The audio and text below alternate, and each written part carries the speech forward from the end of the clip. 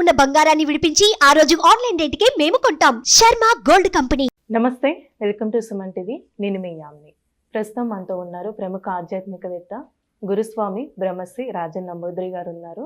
గురువుగారితో మాట్లాడి మనకున్న సందేహాన్ని అడిగి తెలుసుకుందాం. నమస్కారం గురుగారు. నమస్కారం అమ్మా. గురుగారు, మే నెలలో అసలు కేరళ శాస్త్రం ప్రకారం వృశ్చిక రాశి వారికి ఏ విధంగా ఉంటుంది, అలానే ఈ రాశి వారికి సంబంధించిన ఎలాంటి ఆలయ దర్శనం చేస్తే మంచిదండి, పరిహారం కూడా తెలియచేయండి. శ్రీ మహాగణపతి దేవతోప్య నమః. చూసే వీక్షకులకు నమస్కారం. అందరికీ మంచి జరగాలి. వృశ్చిక రాశి వారికి ఎలా ఉండబోతుంది కేరళ నాడి శాస్త్ర ప్రకారంగా చూసుకుంటే మాత్రాన చాలా అద్భుతంగా ఉండబోతుంది.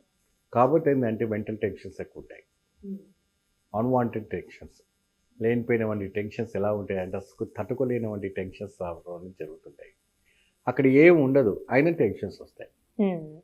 ఎంత మనం శాంతిగా కుదురుగా మనం ఉండిపోదామని అనుకున్నప్పటికి కూడా అక్కడ అనుకూలంగా ఉండలేకపోతాం. సో అందమాదిరి ఒక ఇది ఉండడం అనేది జరుగుతుంది. ఉద్యోగం పరంగా, వ్యాపారం పరంగా, మరి మన వ్యవసాయ రంగం ఉన్నవారు కానీ, లేదంటే గవర్నమెంట్ ఉద్యోగానికి సమర్పించుకోవాల్సినటువంటి వాళ్ళు కానీ మే నెలలో మాత్రం కొద్దిగా జాగ్రత్త వహించవలసి వస్తుంది. ఎక్కువ శాతము మీరు ప్రతిదినం కూడా ఓవర్ కాన్ఫిడెన్స్ పెట్టుకొని మీరు ముందు అడుగు పెడితే ఏమవుతుందని దానికి సఫలితం అన్నది ఉండదు. కాబట్టి ఎన్న మాదిరి మీరు కొద్దిగా అప్పుడు ఇప్పుడు చూసి మీరు ముందుగా అడుగు పెట్టుకుంటే మంచి ఫలితం రావడానికి ఆస్కారం ఉంటుంది. ఒకసారికి 2 సార్లు మీరు ఆలోచించుకొని ముందు అడుగు పెడితే మంచి ఫలితం లభిస్తుంది. వృశ్చిక రాశి వారికి ఏకాంబరేశ్వర టెంపుల్కి వెళ్ళి చక్కగా బ్రహ్మాండమైనటువంటి ఒక ఇది పూజ చేయటం చాలా. ఇది ఎక్కడ ఉంటుందంటే తిరుమంజేరిలో ఉంటుంది. ఈ తిరుమంజేరి దక్షిణ భారతంలో ఉన్నవంటి ఒక శివాలయంలో వృశ్చిక రాశి విషానికి సంబంధించింది కాబట్టి విషానికి హరించేవంటి శక్తి శివుడికే ఉంటుంది కాబట్టి వాళ్ళ దుఃఖ హరణం కూడా తొలగించడానికి ఆయన బాగా అంటే శివునికి సంబంధించి అది. మీరు ఏంటంటే శ్రీరంగంలో మీకు బస్సెస్ అన్నీ అవైలబుల్ ఉంటాయి.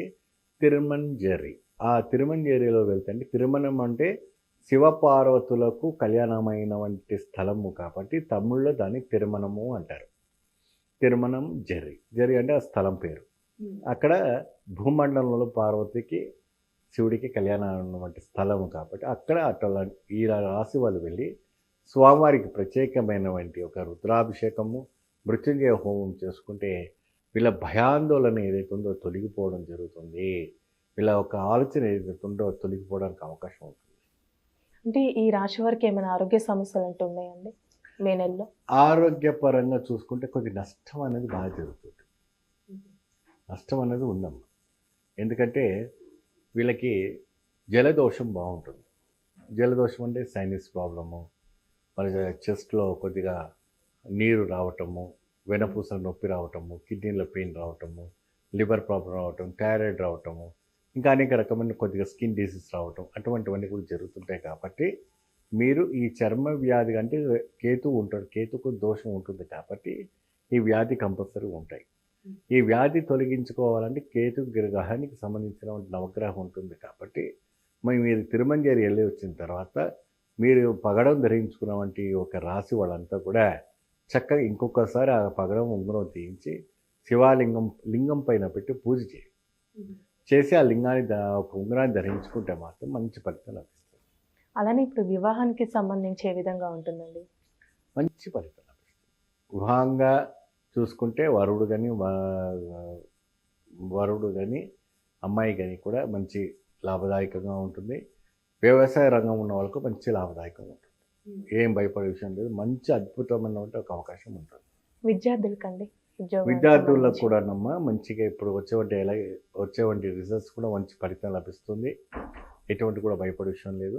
ఆరోగ్యపరంగా కూడా మంచిగా మీకు సహకరిస్తుంది. అంటే ఈ రాశి వారికి సంబంధించిన పరిహారం కూడా ఆలయ దర్శనం చేసుకుంటే మంచిదా? మీరు ఎప్పుడైతే కూడా ఈ వృశ్చిక రాశి వాళ్ళు తిరుమంజేరి వెళ్ళి వచ్చిన తర్వాత కేరళ నాడి శాస్త్రం ప్రకారంగా చూసుకుంటే అంటే మేము ఎన్నో రకాలైన పూజలు, జపాలు, హోమాలు, తపాలు చేసుకున్నప్పటికీ కూడా మాకు ఫలితాలు రాకపోవడం అన్నది కొద్దిగా ఇబ్బంది కలుగుతుంది. వినే చాలా వరకు కూడా ఇబ్బంది పడుతూ ఉంటారు.